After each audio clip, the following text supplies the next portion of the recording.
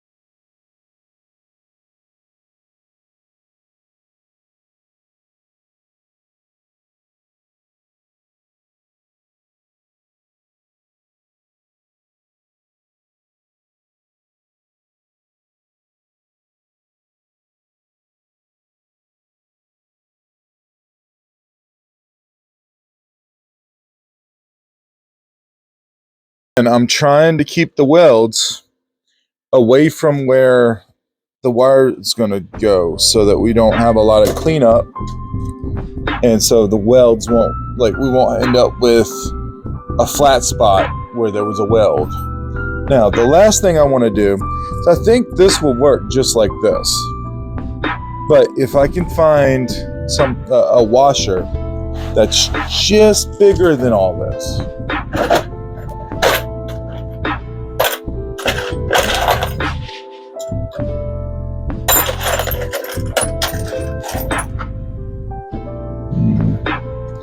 You know, I think we're just going to leave it alone the way it is. It's just that simple. And I'll show you. So, of course, if we were to take the high carbon steel that we're going to be blacksmithing it, which is going to mostly be from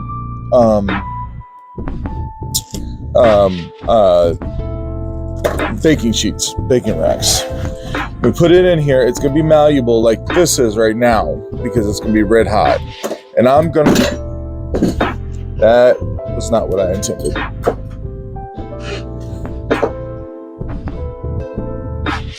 This little vise is great. It's an antique, but it's... Yeah. And then I'll be able to flex it right around to there. There's going to be some spring back. You see that. So I'll have to overspring it, and I'll figure that out. And it's going to be different with every piece of metal. And then I'll come up here, and I'll have that. Now, the one thing I just noticed that I want to do, because I want this to be an automated, like, I want to put as little thought into this as possible so I can make as many of these as possible. I want to put a stop right there. So my comes through. Actually, I want it to come out this way. What am I going to do? I know what I want. I don't know exactly how to achieve it. That's why it's fabrication though, y'all.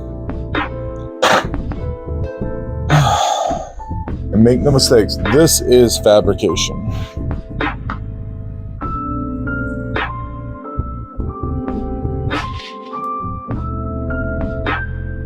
That might do it right there. If I take one of these and weld it.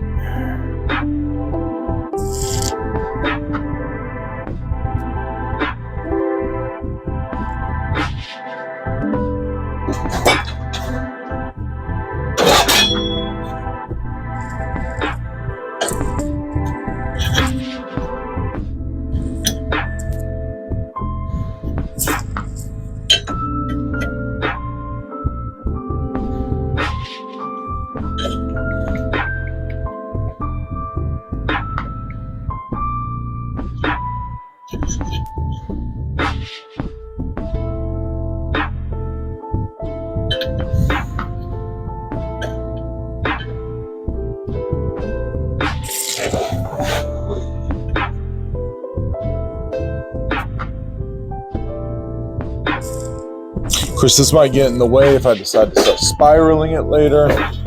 So what I think I'll probably do is just kind of get a feel for...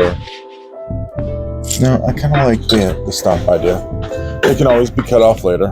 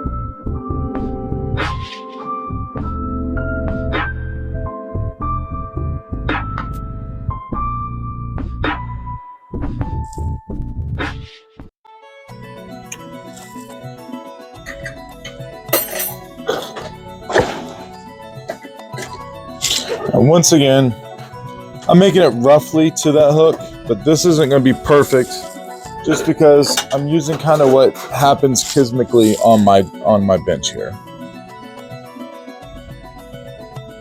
And this measurement has kind of happened, so we're going with it. I'm just going to keep it far enough off to where it doesn't interfere with the vise.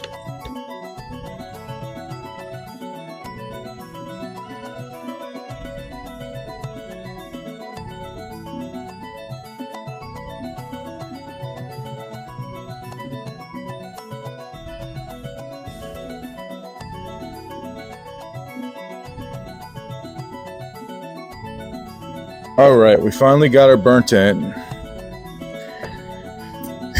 And we're just a little shorter than what we are here, but that'll be all right. Slide it in, bend it around, and be ready to go. Okay, what I'm going to do now is I'm going to just clean it up with some grinds around it, just so everything's soft edges so we won't cut ourselves grabbing it, and it will be ready to use the next time the forge is lit up.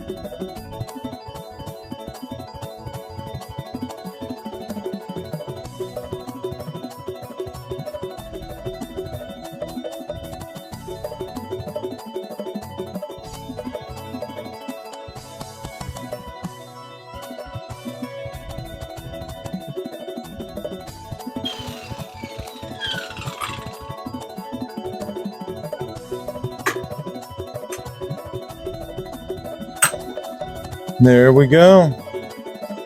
Like I said, the next time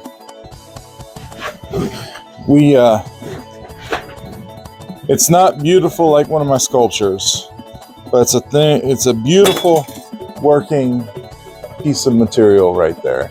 That went from a bunch of pieces of junk to something I can use to repeatedly make these guys. Now, eventually in the future, and maybe I'll go ahead and do it now, but I want to make some kind of mechanism that will hold this center, and there'll be a punch in the center so that I can hammer this through. But I'm not exactly sure how I'm going to do that yet. That's the reason I'm drilling these right now, because I don't have my tooling made at this point to punch this, and I don't have enough hands to do it.